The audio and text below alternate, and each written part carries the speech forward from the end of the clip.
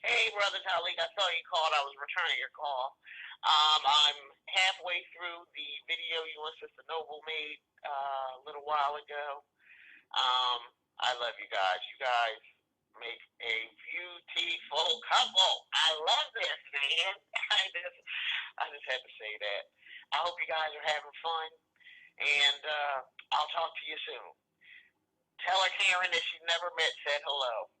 I love her videos. Let her know I'm subscribed. I've been to her website. Such great content. Blessings to both of you. Take care. I hope you guys have fun. All right. Bye-bye. I want to start my own. The brother got on my website today and said we need a Pan-African channel. I totally agree. I was working on starting my own video streaming page where you can just load all your videos up there of no time, no censorship. Because if you notice on my website now, it's limited to 100 megabytes. Due to the servers, due to the carrier, the videos can only be no more than 100 megabytes. I'm tired of YouTube. Too many times they're destroying our pages. They don't want to see this movement grow on YouTube. You see some of my videos and you look at them and they like got 10 views, 20 views. That's not because, and then people will look at that and they'll make them think, oh, he's not getting the views. No, I have so many YouTube pages destroyed that they don't want to see me effectively and successfully build up this momentum and stream of people watching my videos. I'm just as big as the bigger people on YouTube, but you cannot see it because they make it that way by constantly destroying my pages to destroy the momentum that I am building up on YouTube. So it's not going to work on YouTube. You all see how long I've been on YouTube. No one has been more resilient, pushing more harder on YouTube than I have. I must add, Brother Angel Snubnub 7, Brother Taalik Ibn'rad. Many of you all have not heard of him, and it's a reason for that you haven't heard of brothers like that who's coming with a profound message. Every day this brother does like an hour of dissertation on YouTube, but no one's hearing him. His message is not getting out. Powerful message, more powerful than most messages that are out there. Very real, very radical, very sincere, very diligent, very consistent, and very little hypocrisy in what he speaks. At least he's true and sincere about what he's talking about. He's not doing it for money, selling no projects, selling no products, trying to do lectures. He's actually coming on there, offering some critical thought and critical analysis every day consistently, but most people have not heard of him. Not because he's lazy. I see him. He got thousands of YouTube pages. I see him constantly putting out videos, but you haven't heard of him. That's by design. That's by design of white supremacy. That's because you all want to hear the popular message and not the real and raw message. And YouTube makes sure of that. They make sure that they can constantly stomp out your Messiah. They let the Messiah get further enough just for you to hear who the Messiahs are. And as soon as you hear them, bam, they cut off. Damn, job well done. So we have to create our own sites. Greetings. I'm Tangelica Cox. I have the pleasure of speaking with Taalik Ibn'rad, and he has a movement / ministry by the name of the Reality Temple on Earth, and I had the pleasure of speaking with him for several hours today, and I think it's only fair that I do a reaction video to the conversation. And the conversation was on various topics, which was basically centered around African quote-unquote consciousness. And he was a real deep brother, very down to earth, very approachable. He didn't carry himself like a know-it-all. Someone you could talk to and really listen to you. It was such an honor to finally meet somebody over the internet that has an ear to listen, and not only an ear to listen, but will take full action on what they stand for. And I appreciated having that conversation with you, and I do look forward to working with you. Hey, Uma! Not to be popular. It just, I'm inspired by my brother, that Reality Temple's brother, the most powerful voice on the internet, that Reality Angel Snubbing Up 7. That's right, brother. I'm calling you out, brother. I'm building you. I'm putting you out there, brother. I'm shouting you out. That's my inspiration. We want to make sure that we're not just working to be first, but we're working to be right. A lot of times there are situations when things are just happening so fast. It's always important to be fast, but we always want to be right. And my name is Myron. They call me Sniffy. My name Myron Johnson. They call me Sniffy. They call me Sniffy. My cousin is Dr. Umar Johnson. I'm here to give y'all a message. Y'all better leave my cousin alone. That's what y'all better do. My cousin Umar doing good work for y'all. Y'all some stupid ass niggas, man. And y'all ain't giving the man no money. But when you have laws and things on paper that say, if you do this, we're going to punish you by incarcerating you, and you break them and you're dumb enough to get caught, then you're just dumb. All right. Shout out to Reality's Temple in the building. Well, just for myself, I got to get him on here, man. You talk about somebody polarizing. Whoa. That brother is, I'll leave that alone. Shout out to the brother, though, Justin. And that is Brother Taalik from the Reality Temples on Earth channel. And if you get a chance to subscribe, please do subscribe to his channel. He's a good brother. You know, he's doing good work, and he wants to do good constructive things. He has good information to provide. So please do check out his channel if you get a chance. I stand for nature. I stand for anything that is right. I'm pro-righteous, not pro-black. I am pro-righteous and not pro-black. So do your thing. Hey, my brother, you know I had to call you and thank you personally again. I cannot describe to you how happy I was to meet you in person finally. That was just like amazing. We're talking about not falling into the teacher trap, not falling into the website trap. So today, what teachers can you learn from? We just told you that the Akawu tells you that we're all the great teacher at the same time. So who you going to learn from? You're going to learn from brothers like Sa-Neter. You're going to learn the positives and negatives from brothers like Sa-Neter. You're going to learn the positives and negatives of people like Brother Polite.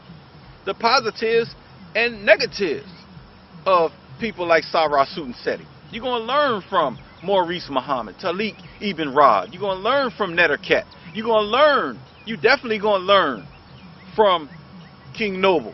You definitely going to learn a little something from Brother Daku. I'm Derek Grayson, and our country is in a fight for its soul. That's because I'll not only help Georgia, I'll help every American patriot in giving them a chance to live the American dream.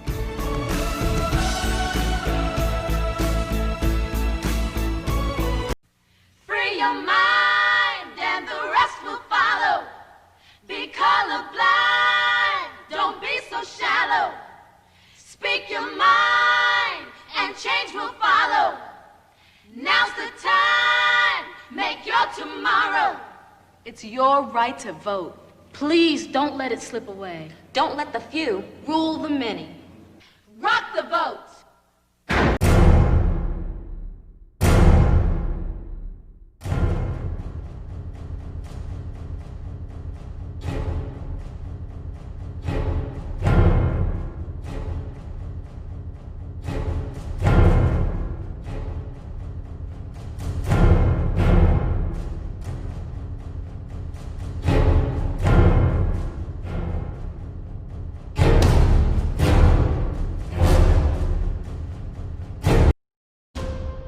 Justice League.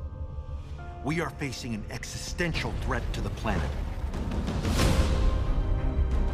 Our only option is to destroy Darkseid. Bow before me.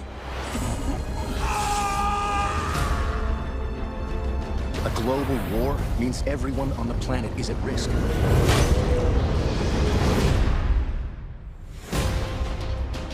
You're gullible fools. Darkseid is playing you.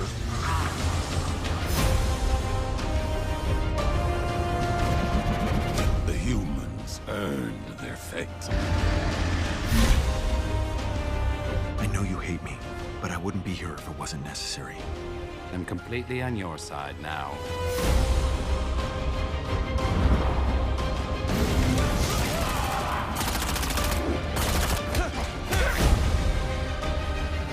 No more planning. Just do it.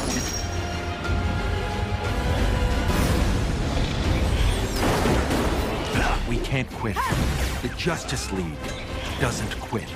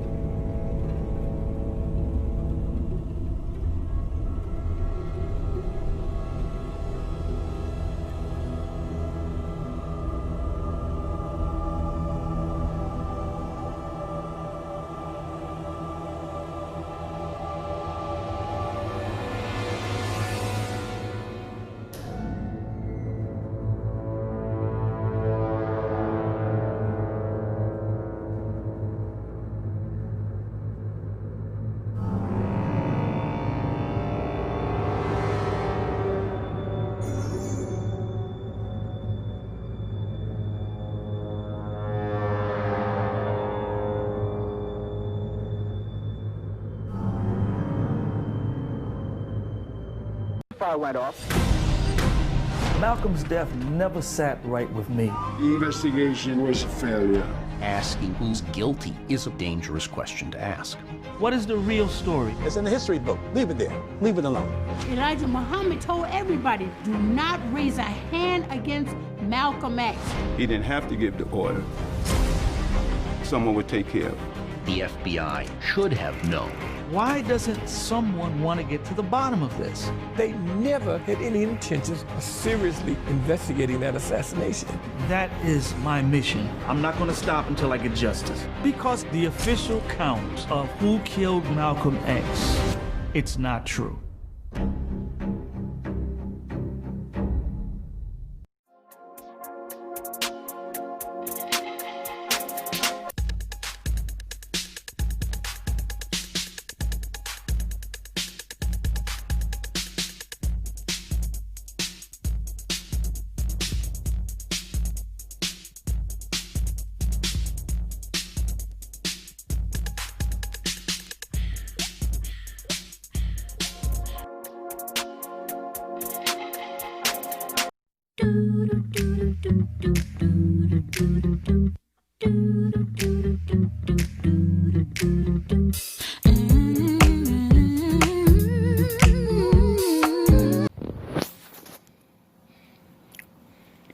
Hold up, wait a minute, let me put some truth in.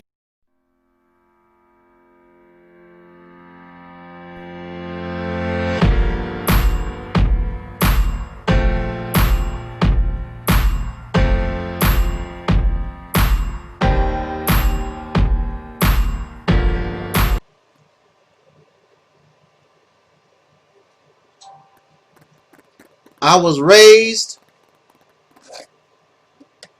in the state of Mississippi in the early 1960s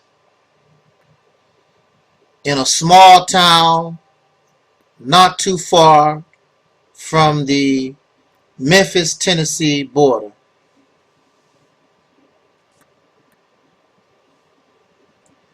Like many of you, as a child, as part of my upbringing,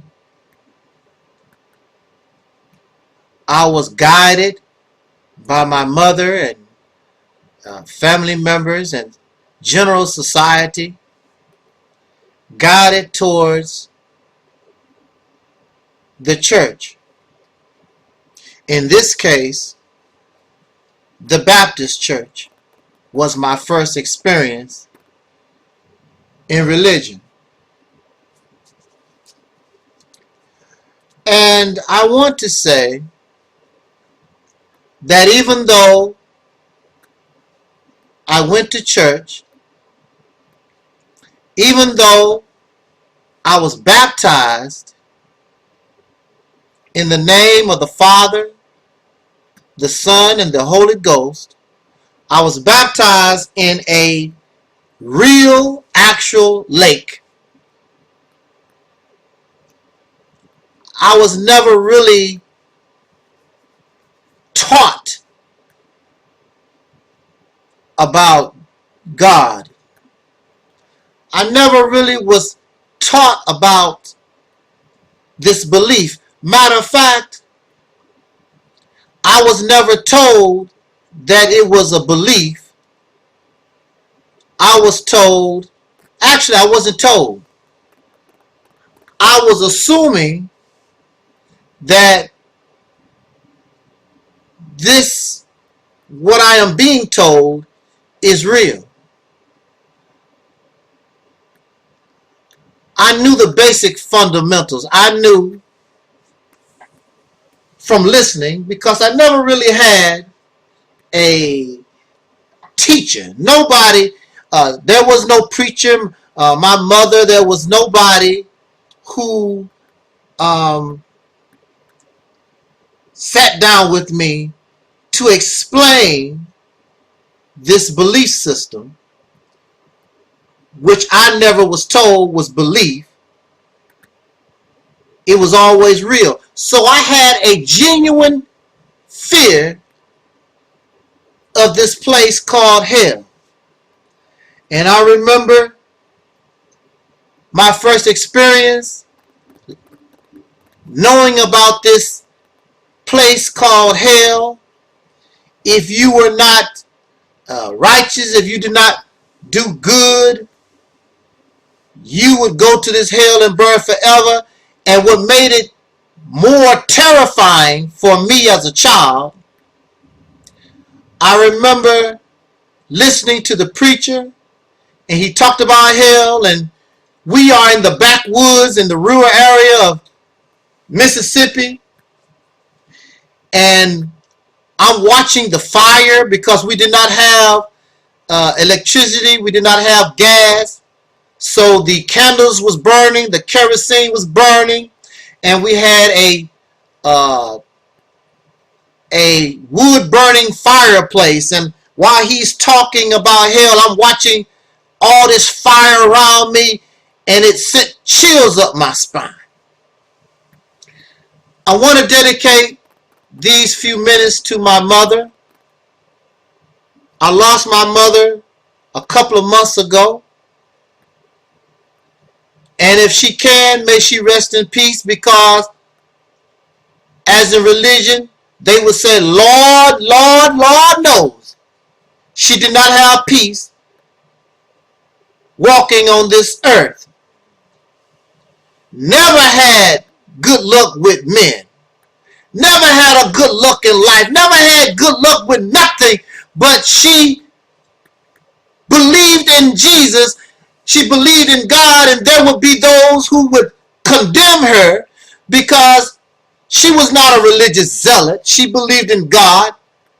She would not sit around and try to teach you and convert you to being a Baptist or nothing like that. She was just a believer trying to live her life, trying to do the best she could, trying to survive on this planet like anybody else. My mother, like so many brothers and sisters who were sharecroppers back in those days, had little education. My grandmother had little education. My mother, grandfathers, these who were sharecropping, and sharecropping, as many of you know, is nothing but another form of slavery. So I watched this, and I watched my mother. There was a time when a tornado touched down And my mother grabbed all of her children and rushed us in the house and put us in a corner of the house, and the sky turned black, and I watched the winds begin to churn and lightning striking, and I saw some of our chickens and animals was running. The tornado had touched down, and while all this was going on, my mother grabbed all her children. We were all in this little corner of this shack, you might call a house. We had no electricity. We had no water in the house. We had no gas. We had none of these things. We only had ourselves, and she had us in this corner hoping that we would survive the tornado. And as the tornado, you could hear the wind moving fast and furious. She gave praise, and she asked the God that we was taught. She asked the Lord. She asked Jesus. She asked this supreme being. She asked this Most High, protect us from this danger. And so I would assume as though this God answered the prayers because we survived. But in recent times, I would have to ask the question, yes, we survived the tornado. How many did not survive the tornado? Why God did not answer their prayers, did not bless them? So I watched my mother struggle in her belief with God. And we lived in poverty. And we lived having nothing for years and years and years, which as a child I did not even care, because we was not materialistic. So as long as I had my mother, as long as I had my siblings, as long as we had a roof over our heads, a little something to eat, we was not running around naked, I was fine. It wasn't until you become older and you begin to be influenced by outside sources.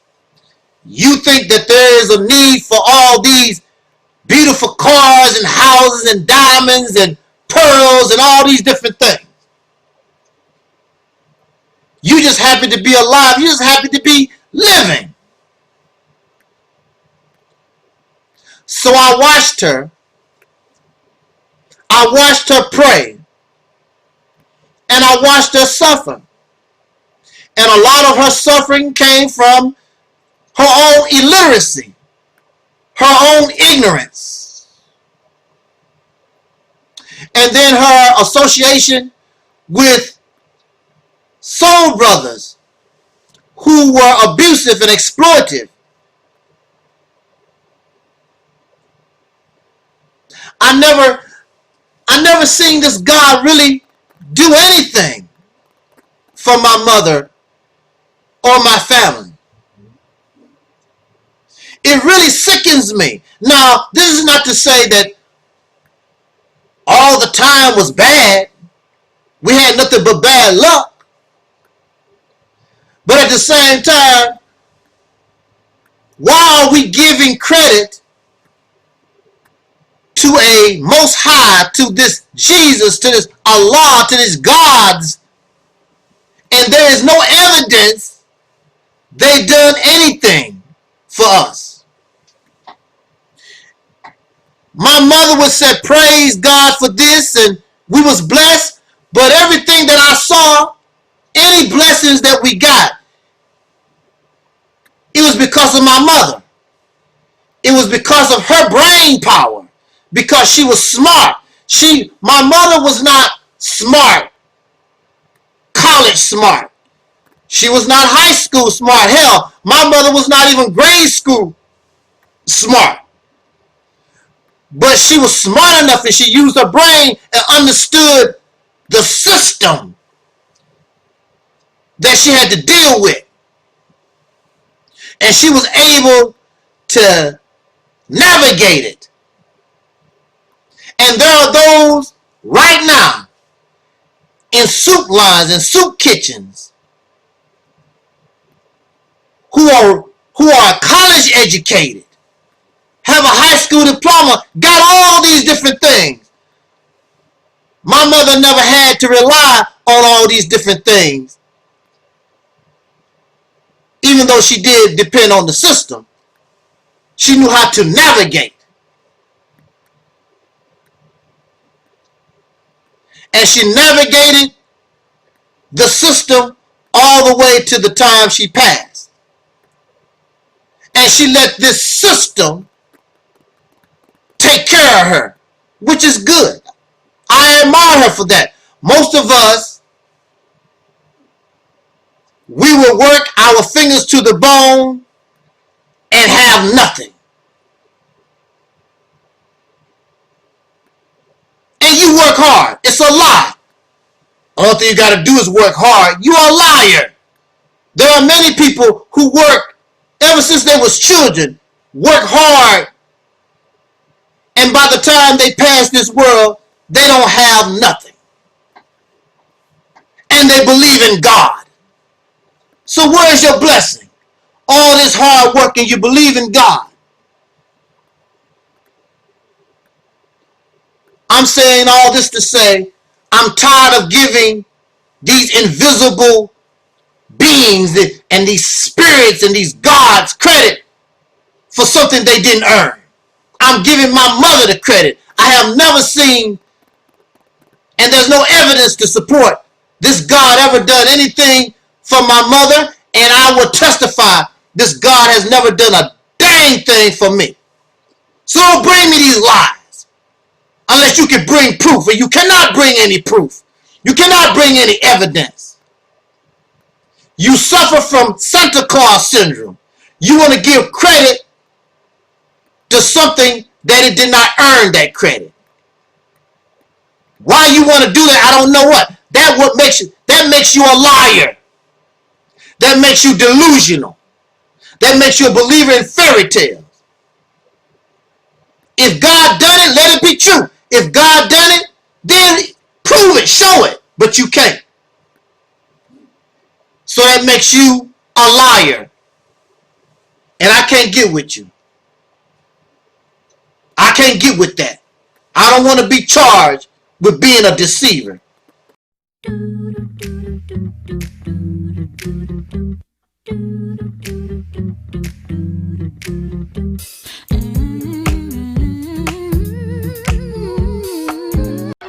Things that make you go, you know, these aren't jokes, these are thoughts, these are things that make you say,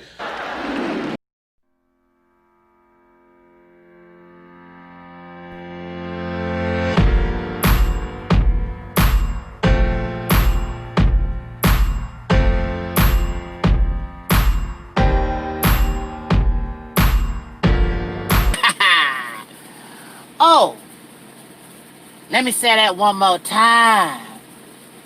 Come into my parlor, the spider said to the fly.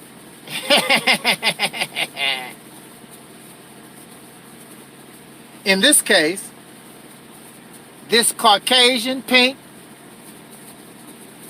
racist spider is asking the pro or the African American or the Moors or the black Muslim or whatever you want to call yourself, the black Christian, wherever you call yourself, as long as you are hashtag ADOS, if you are an American descendant of slaves born in America with melanated skin, however you want to call yourself, you have a spider that is inviting you to come into my parlor. This is what I don't understand.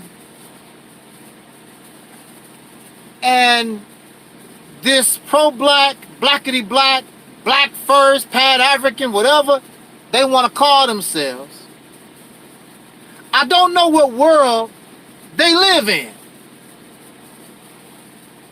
There are solutions that continue to fail, their lack of progress, and there's a reason for that. There's a reason why you cannot progress. The only thing that you can do is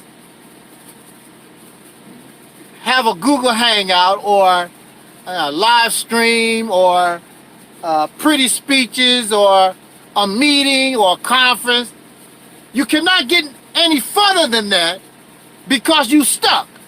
Why are you stuck? You stuck because a spider asks you to come to their parlor and you don't realize that you stuck. And when a fly flies into the web of a spider, that fly becomes stuck. It becomes ensnared.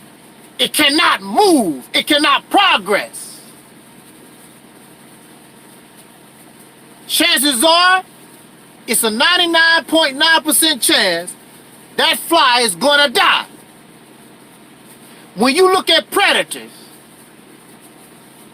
if you see a cat catch a mouse or a bird catch a worm or a big fish catch a small fish, a lion catch an antelope, however you see this, once that predator, and see, this is something the pro-black, black first, pan-African, whatever you want to call yourself, this is what you really don't understand. That you are caught in a trap. You are in the hands of a predator and you acting like you run something. You don't run a damn thing. Once a fly gets caught in a web, once that bird get caught in the jaws of a cat,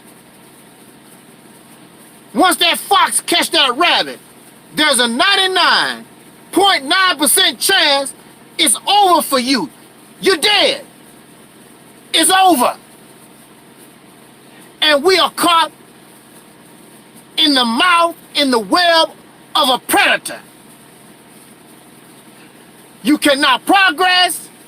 You cannot move because you are ensnared in a trap. Your chances of survival is 99.9%. You're not gonna make it. And like King Noble said, that's a fact. And some of you know you're not gonna make it, that's why you don't do a damn thing. I heard that rabbits, once they know it's over, they just give up. Stop the fight. Oh well, this is it. Stop fighting. So you have a population of 40-some million Negroes in America. Basically, they don't have a fight. They are like that rabbit gave up generations ago. Hold on a minute.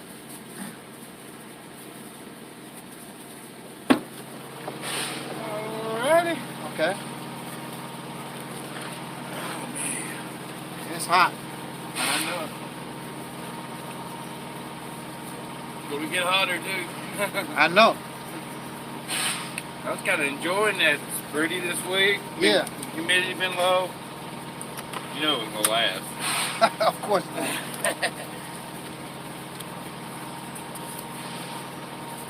Well, I'm just glad it's Thursday. I know. Time for weekend. Can't wait.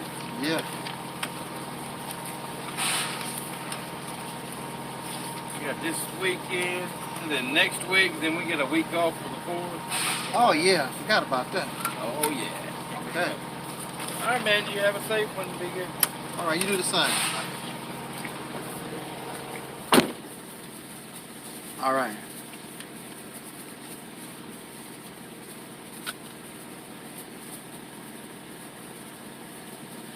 So, this is a crucial element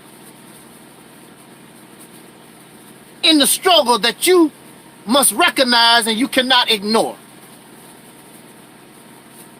Once you are in the mouth of the beast, once you are trapped, once that animal poisons you or stick its teeth in you, whatever that predator does to immobilize you, to get you ready for dinner, that is an element that you just cannot ignore. And the pro-black community, Black First, I hear their videos, I watch them, I listen to them talk, and they act like you are in a normal situation. You are in the mouth of the beast talking like what you gonna do, what they can't do. You are trapped. And you cannot progress. That's why you cannot progress. You can vote all you want to. You're not going nowhere because you're trapped. You can integrate. You can have all the white friends you want. You can have all the black businesses, all the black towns, whatever your whole heart's desire. You are trapped in a well. You are in the mouth of the predator.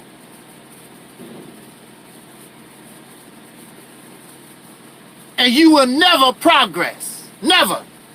Because you're trapped. You're prey. You're food for somebody else.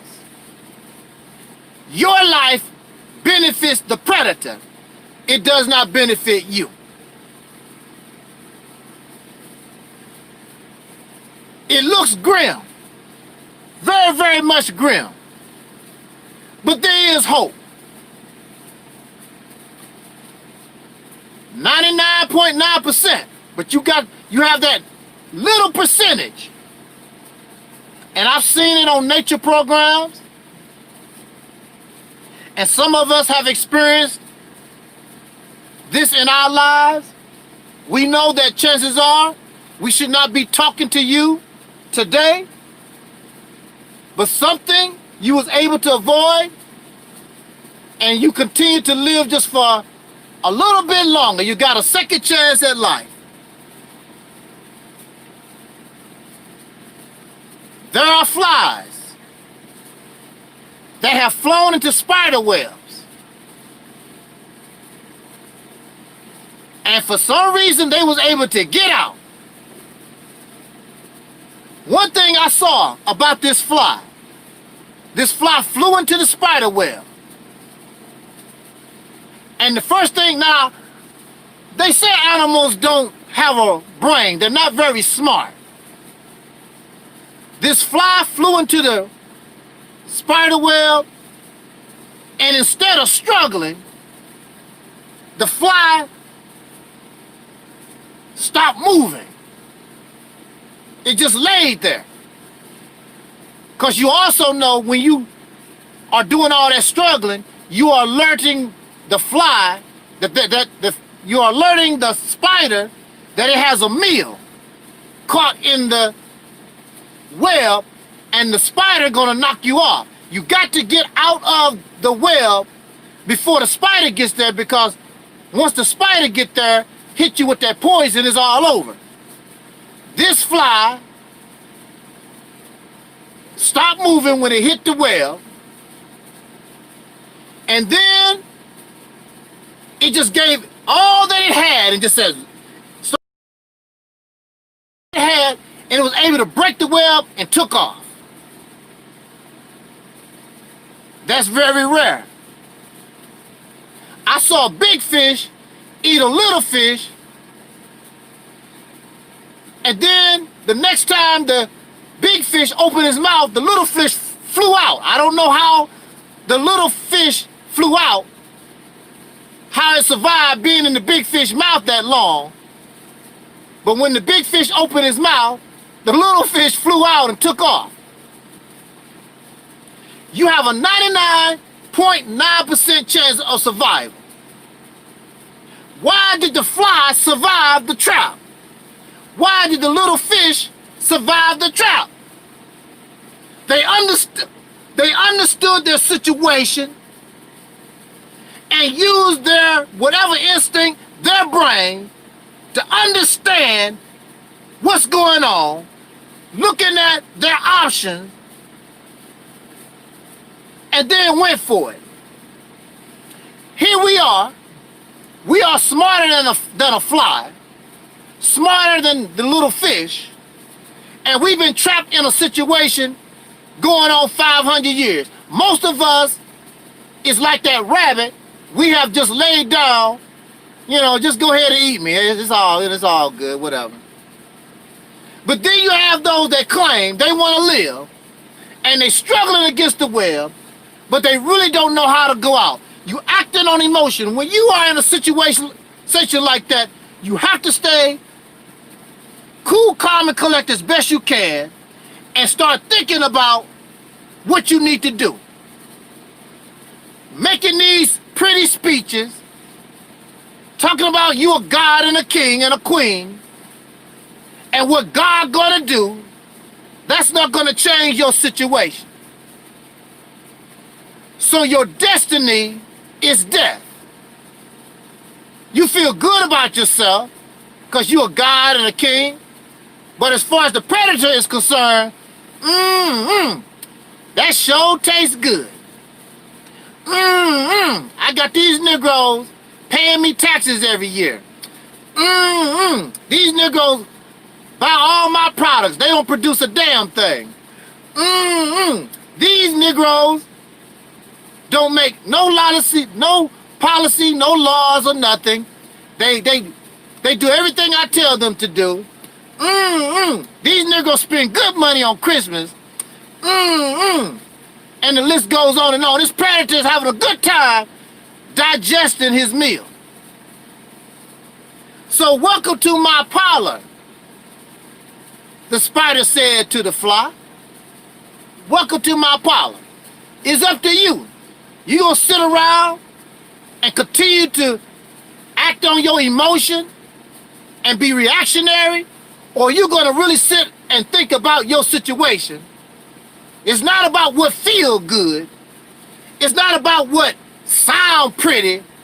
It's about what you can do to escape this web and get the hell out of this trap.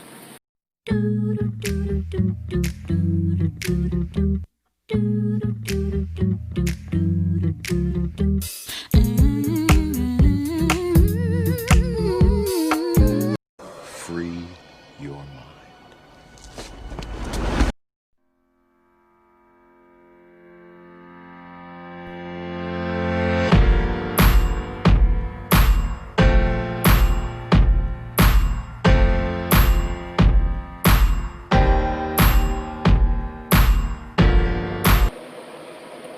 I was watching a short clip from young Pharaoh.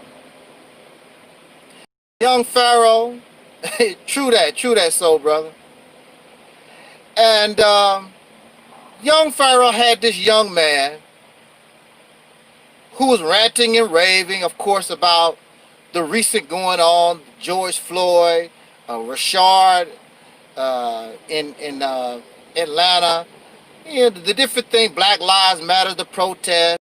And he's just sort of pissed off, and he's venting, and he's wondering, we need everybody that we can get out here on these, hey, look, we need to get everybody we can get out here on these streets.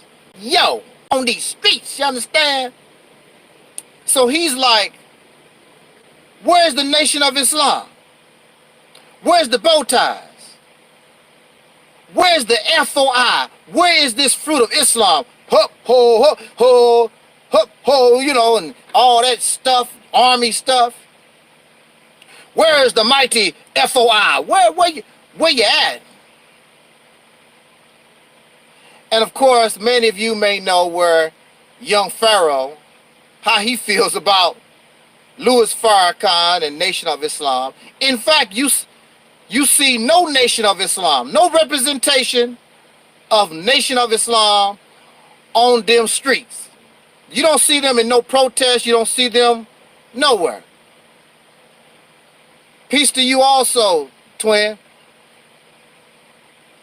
You don't see Nation of Islam no matter What faction? You don't see Nation of Islam. Now, I saw a video by, I can never get his name right, Malcolm Flex. I think it's Malcolm Flex. And basically what he's saying, y'all want them to go out there and put on a show and buck dance. Far as he's concerned, now he's a member under Farrakhan, and as far as he's concerned, he's not going out on those streets. And I guess he sees his point of view of Black Lives Matter and taking down the statues, all that symbolism stuff. I guess he views it as buck dancing, and they don't do that. Now, going to the Million Man March is not buck dancing. It's basically the same thing. When you're marching, you're buck dancing. It's the same principles, the same crap. You're going to your massa, you're going to a higher power, and you're begging them, stop killing me. Could you give me some food? Could you give me a job? Whatever it is. So it's all in the same category. It's buck dancing. So I don't know why he believes that he's, just because the Nation of Islam is not participating in them there streets. If you went to the Million Man March or Justice or else or any of these marching, hell, if you're just going to church, if you're just going to the mosque, you buck dancing. As far as I'm concerned, you buck dancing. Because you're asking for somebody to do something which you need to be doing for yourself. Even if you're asking God, you buck dancing. You're asking for God or some power to do for you what you could do for yourself. So what? You buck dancing. You're foot shuffling. You ain't your momming. You Uncle Benzing. It don't make no difference. It's all buck dancing. Now, the point I want to make on this short video is this, about the Nation of Islam. The Nation of Islam is a religious organization. That's what it was to begin with. That's what it is now. Now, in order to attract people to that organization, they do talk about the injustices of soul brothers and sisters in this country. But the bottom line is, and even when Malcolm X was here, the primary purpose of Malcolm X was... Excuse me. Oh, lost my phone.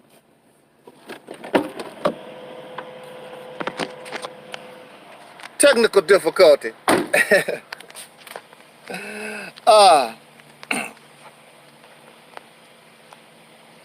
The primary purpose of the Nation of Islam is to convert you to Islam. If you read any of the literature by the Nation of Islam, the primary focus is come to Allah, submit to God, submit to Allah, accept your own, be yourself. You need to relearn your history. Your history begins with the tribe of Shabbat 666 trillion years ago. And that's what it's all about. It's about a religion. It's about getting on your hands and your knees, getting on a rug, alhamdulillah, salah, salah, to some God or whatever. That's the number one priority. The number one priority is not freedom, justice, and equality. The liberation of a people from oppression. That's not the number one priority. The number one priority is that you bow down to a God. You should praise Elijah Muhammad as a messenger and scream his name 24 hours a day. Louis Farrakhan is the self-appointed, because Farad Muhammad and Elijah Muhammad did not appoint him. The only thing he was the national representative of the Nation of Islam. That's the highest on the level, and that's the end. Now he's the divine reminder. He's this great guy. He's close to God and all this kind of good stuff. And you need to see Farrakhan as some kind of Christ, some kind of Savior, some kind of Messiah. That's what it's all about. It is not about liberation. It is not about revolution. It is not about these things. It's about being an Arab. It's about being a Muslim. It's about being converted to a religion.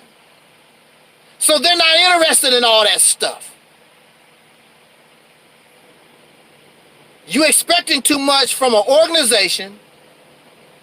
That's not what they are about. You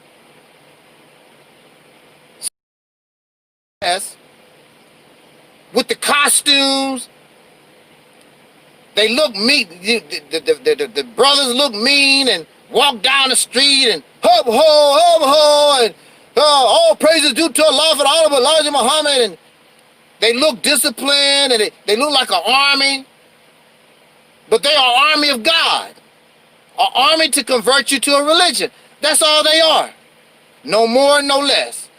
So you are expecting too much from a religious organization. Joining the Nation of Islam is like joining the church. That's all you're doing. There's no difference between the Nation of Islam and the church. You go to church every Sunday to listen to a preacher. That's what you do in the Nation of Islam. Every Sunday, you put on your bow tie, whatever, you go to the mosque to listen to a preacher. And they beg you for your money. Give in charity. Give 10%, 50%, 10%. Give to God. I don't know what God's going to do with all this money, but give to your God. Same stuff. They waiting on, the Christians are waiting on Jesus. The Nation of Islam is waiting on the return of Elijah Muhammad. They waiting on the mother plane to fly out the sky. Now,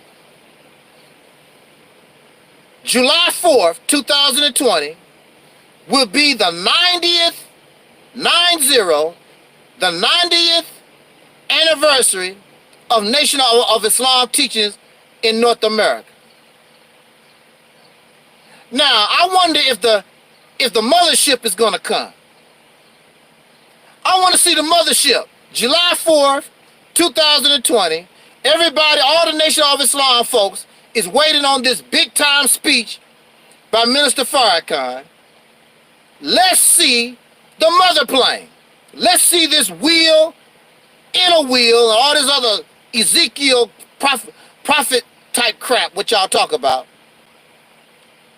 It's the 90th anniversary of the Nation of Islam. Don't be like the Christians. Wait 2,000 years and Jesus never show up. Show us that your religion is real. Show us that you really got it going on.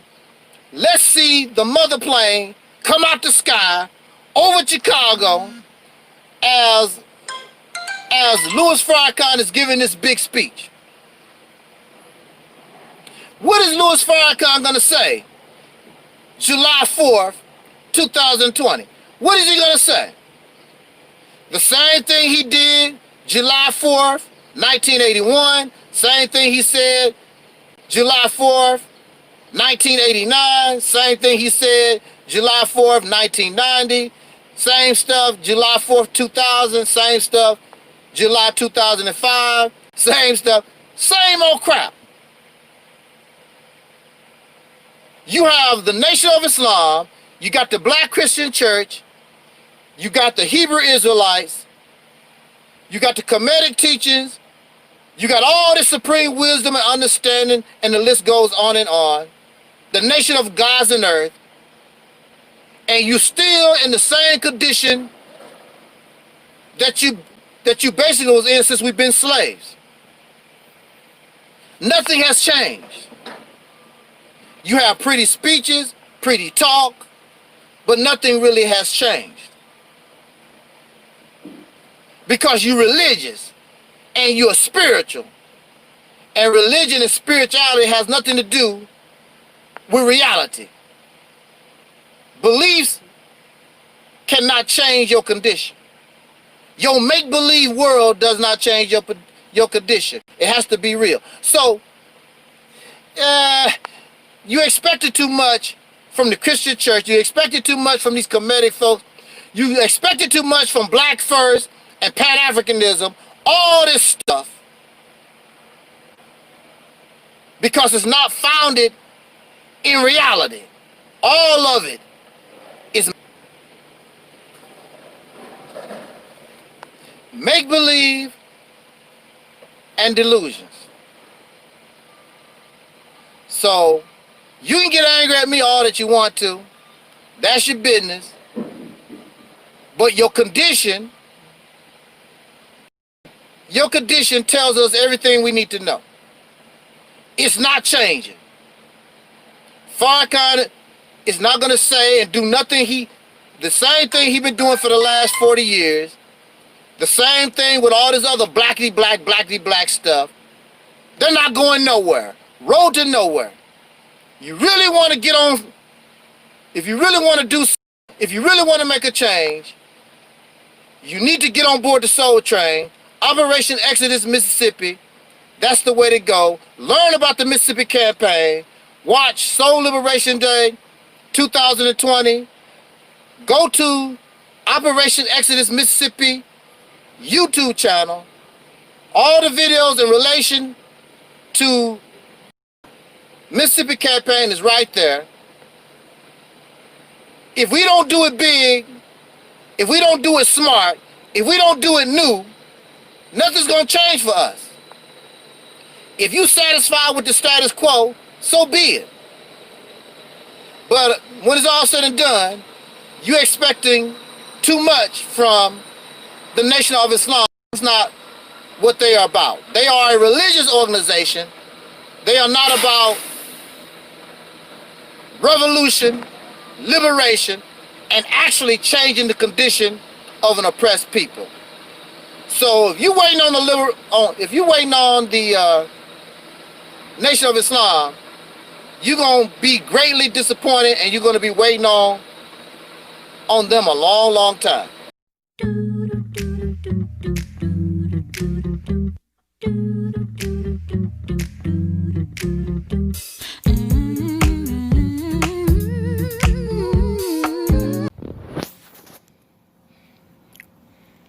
Hold up, wait a minute, let me put some truth in it.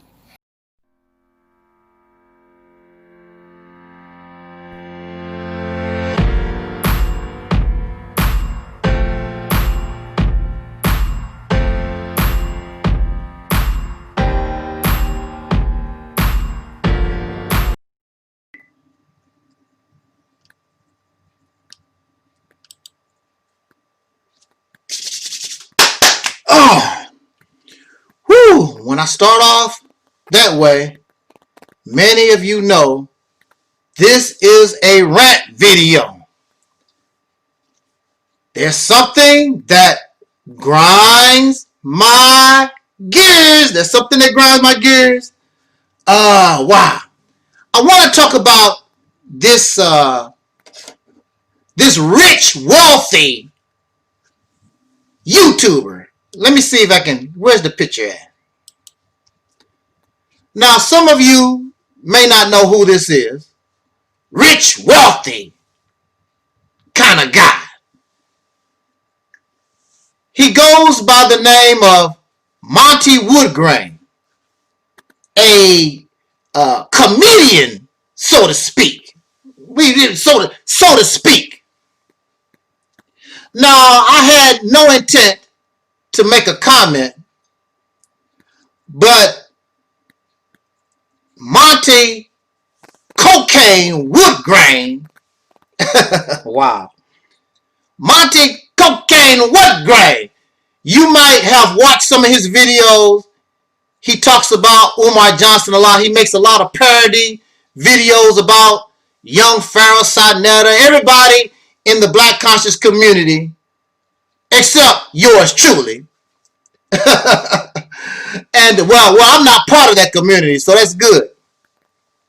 And I wasn't going to say anything, but saw an interchange or exchange of words between Monty Cocaine Woodgrain and another soul brother, Reverend Gerald Palmer. And Monty Cocaine Woodgrain, this rich, wealthy superstar fella, has become very, very upset, really, really angry at the Reverend, because the Reverend told him, "You're not funny." Now, myself, I have a little experience being a comedian. I've done the amateur nights. I opened up one time for that guy, what's his name? Jeff Foxworthy, before he became really famous on that show. Are you smart enough to be a 8th grader or something like that? And I also done some of the same comedy clubs that Cedric the Entertainer done.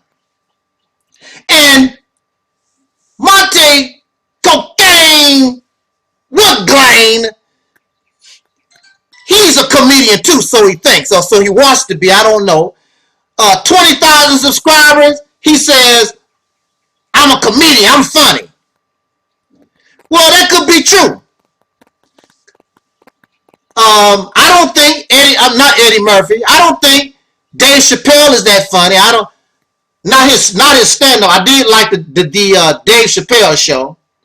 And I don't like Kevin Hart. I don't like Tiffany Haddish. It's a lot of folks. When you are in the business talking about you're a comedian and you're supposed to be able, you tell jokes, you should be able to take a joke. But Monty Cocaine Woodgrain can't take criticism. So the Reverend said, "Look, I like the things that you talk about and what you bring about Umar Johnson, but you're not funny." So I almost forget the bro's name. Monty Cocaine Woodgrain has gotten really, really upset. And I wasn't going to say anything really until he was going off on the Reverend. And then he said, "You're not on my level. You're not on my level." That's what caused me to make this video, because this Negro said, "You're not on my level." What do you mean? You live in the United States. You are subject to get your brains blown out because you're driving one of your luxury cars somewhere. What you mean you're not on my level? Because you have 20,000 subscribers. And you have money. He likes to show off his money. That's what gives him value. Well, when it's all said and done, Monty Cocaine Woodgrain, you're not funny. You're mediocre at best. If you really want to be a comedian, if you really want to try and see if you're really that funny, go do amateur night at a comedy club and let's see how far you get. And maybe you might get some real validity. You might really get some real credentials. You got people on YouTube who are like pigs at a trough. Anything of filth, anything that's profane, Monty Profane Woodgrain, you can be nasty and disgusting. I've done the comedy circuit. And there was a point, just to save my act, the only thing I had to do was say some cuss words and be nasty and profane, and people get their clapping and laughing. That don't mean nothing. I listened to some of Monty Woodgrain's commentary besides the parody videos, and he's a very profane, disgusting, nasty type of person. Arrogant, narcissistic type of person. Materialistic. Materialism, that what gives him his value. And he's a woman hater. He got a girlfriend. I don't think he's married, but he got a girlfriend and he got daughters, whatever. But when you listen to his rhetoric, he does not like women. Some of y'all ladies think because a man got children, because he got a wife or a girlfriend, you think that they like you. You have men like Monty Woodgrain, Cocaine Woodgrain. You think that this man likes ask you, they don't. You're nothing but a sex toy, and you're nothing but a servant. Just like his fancy luxury cars, that's all you are. Something to use, something to own, that's all you are. They have no respect for women. Material things give him his value. He comes on social media and tells and has blocks of money. Umar Johnson, if you do this, I'll give you this whole $5,000. It's so much money, I don't even know what it is, really, Dr. Umar. See, that's what gives this man value. Material things. So he's just like many other Negroes. I don't know what you mean. No, you know something? No, the Reverend probably is not on your level, because you're seeking YouTube celebrity. You're seeking YouTube praise and honor. That would give you your value, because in your real life you don't have nobody praising you. You have nothing to. Your comedy is mediocre. You want to do better, but you can't do better. Your parodies and your sketches is weak. It's not really, because you don't have that type of talent, really. You cannot mimic the voices. It's just, you just don't have it. Maybe you need to practice some more. Maybe you need to just take your time, or maybe you need to leave it alone. But you have 20,000 subscribers, and they can't be wrong. So that's all it takes. I don't have to like you. The Rev don't have to like you. But at the same time, if you're a comedian, if you can dish it out, then you should be able to take it. It's simple as that. And you're going to turn around and you're not on my level. So the Reverend must have really hurt your itty bitty feelings. Feelings. The Reverend hurt Monty Woodgrain feelings. That's what he done. Because you're insecure in yourself, just like the Reverend said. You're insecure in yourself. So you need all these faceless trolls to try to give you props. Oh, Monty Woodgrain, you so funny. Monty, I've been with you for years. Everything you say. And a lot of the things, if you listen to Monty Woodgrain, some of y'all black power folks, y'all will call Monty Woodgrain Cocaine Hussein, y'all will call him a coon. And this is another, he just, like I told you, he's just a celebrity seeker. Just like so many people on social media. And I understand that, because the so-called Negro or black people in this country, we've been told we are nothing. We're told we have no value. So you spend all your time trying to get value. Look, here I am, to get attention. I have value. Look, I'm a comedian. Look at all these things I can do. And then you have a little money. You want to be Jay-Z. You want to be Kanye West or somebody like that. You want to be Dave Chappelle or somebody like that. And if you look at Dave Chappelle, somebody like Dave Chappelle, I don't see him running around bragging about the things he can buy. Dave Chappelle actually turned down a $50 million contract. So it ain't always about money but for Monty Cocaine Woodgrain, it's about money. He needs something to give him value. This is another thing I don't understand. If you're driving all these luxury cars, fancy cars, and you got all this money, you got investments, and you got the perfect life, and then the man, if you listen to him, he give you signs. He is insecure, because he will tell you, when you listen to his videos, he will tell you that he ain't the greatest looking guy in the world. He even says this. See, this people that come on social media, they have their insecurities, they have these mental defects, and they express it all the time. So in order to avoid all these things, they come on YouTube and try to do something to give themselves value. Now, you have all these investments, sir.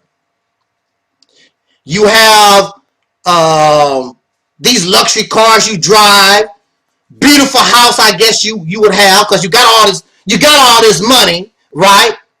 But at the same time, okay, see what bothers me, What puzzles me is you have all this money and you still begging, Cash App, GoFundMe, or whatever it is. You still begging for money just like everybody else on YouTube. Well, you see, I don't really need it, but y'all can break me off. I don't ask for money here. There is no Cash App. I don't ask for money here. If you really want to, I'll make a way so that you can donate. But it ain't about that. And if you got it so going on like that, what you need these people money for? What are you doing with? Oh, to pay for your luxury car, to pay for your house and your investments. Okay, right? Yeah, I know that's what you using it for. I take pride in giving to charity, giving money away. At least $6,000-7,000 in the last 3 years. I take pride in that. I don't need people to like my videos. I don't need people to praise me, to give me value. I got that regardless. If you boo me on the comedy stage, all right, well, I just get booed. If you boo me on my platform, if you give my videos a dislike, that's fine and dandy too. I'm not going to get angry at nobody because they don't like my words. They don't like me. Oh, well, you're not the first, and I'm pretty sure you won't be the last. But see, there are those of us who suffer this, I guess you could call it a sickness. It bothers them. They have a need to be liked. They want attention. And see, this is probably because he's not a handsome man. He's not a beautiful man. So he probably was made mockery because he was short or whatever it was all his life. And so now you're trying to make up for it. Give me praise. See, I'm just as good as you. Look, I got money. Look, I got 20,000 subscribers. Look at me. Because you don't have no value in yourself. So this reverend just makes a comment. I don't think you're funny. And I don't think that you're funny too, but that's our own personal opinion. But for somebody like Monte Cocaine Woodgrain, that bothers them because they do suffer from insecurity.